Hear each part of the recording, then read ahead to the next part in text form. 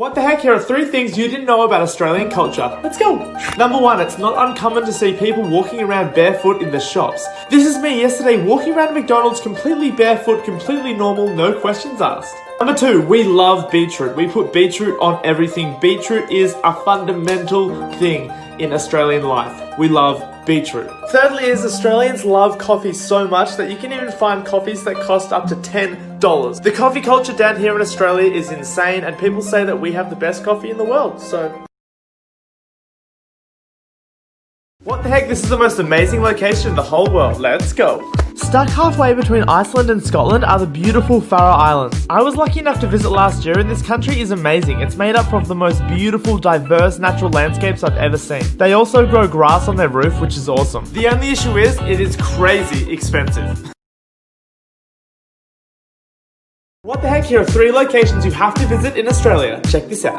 Third, we have the Blue Mountains National Park. This location is amazing. There's so much beauty, but make sure whatever you do not look down. Second is Wallaman Falls in Queensland. This waterfall has a 268 meter drop and is so beautiful to look at. And coming in first, you can't beat the Heart Reef located in the beautiful Great Barrier Reef. It's overwhelmingly beautiful and you have to see it with your own eyes.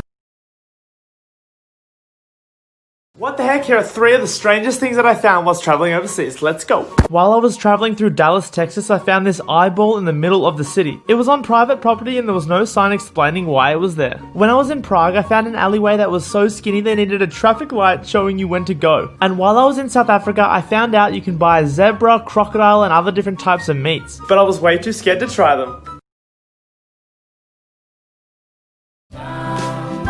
Part 37, the last part, I swear. Let's go! Let's go for a swim!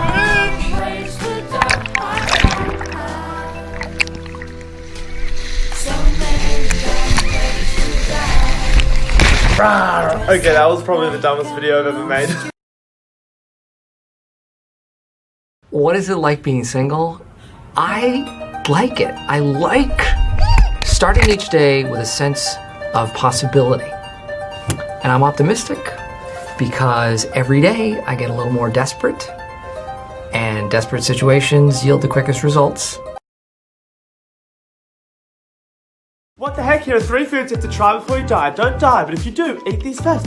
When I was in America, I ate s'mores for the first time, and as you can see, it was so freaking yum. If you ever go to Italy, you've got to try the spaghetti because it's the best you'll ever have. And while I was in Sri Lanka, we ate fried rice with our hands, which was actually surprisingly satisfying.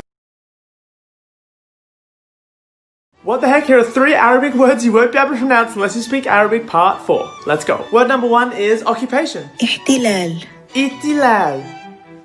Word number 2 is red envelope. ظرف أحمر. Ooh, I don't know how to do the thing. And the hardest one, number 3, is a woman wearing a black sweater. الست لابسة بلوفر أسود. Ipsit lapsat pulla eswit. How the heck does anyone speak this? It's so hard. Locations you have to put on your bucket list, part 1. Let's go. The island of Siargao is a tropical island in the Philippines that has some of the most beautiful sunsets and the most amazing locals I've ever met. Look how clear the water is. This place is an absolute dream. So make sure you add this location to your bucket list. What the heck? Here are 3 countries you need to visit before you're old. Don't be old, but if you are getting old, visit these countries first.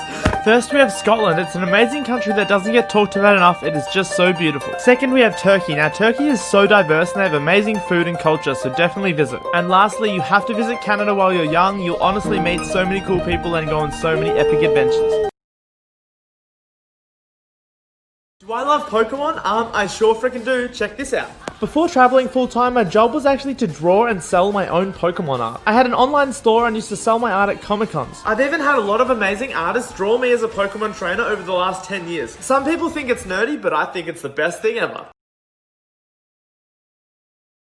What the heck? Don't scroll. Please listen to this one video, then after this video you can unfollow me or leave me alone forever. I don't care. Make things short and sweet, basically, because of this year, I haven't been able to travel overseas like I usually do. So I made a TikTok and started telling you guys all of my epic travel adventures. And as you know, TikTok is being banned in America, and although I'm Australian, I have a massive American following on this app. All I'm saying is that if you want to keep updated with me and my travels and my adventures around the world, please go follow my Instagram and my YouTube. If 10% of you guys from TikTok did that, it would actually be life-changing.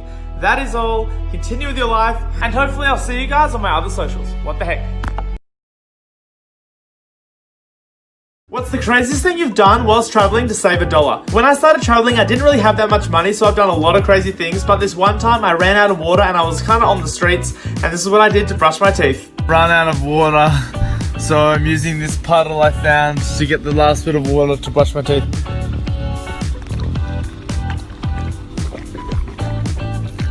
Backpacker life, baby.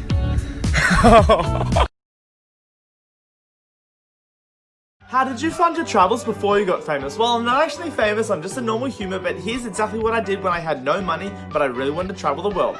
This is a Canadian summer camp called Muskoka Woods, and I worked here for 3 summers. My job was to take the kids around to all the activities, so I went down the water slide for a job. It was pretty cool. They give you all your accommodation and all your food, so it's really awesome, and I made friends from all over the world.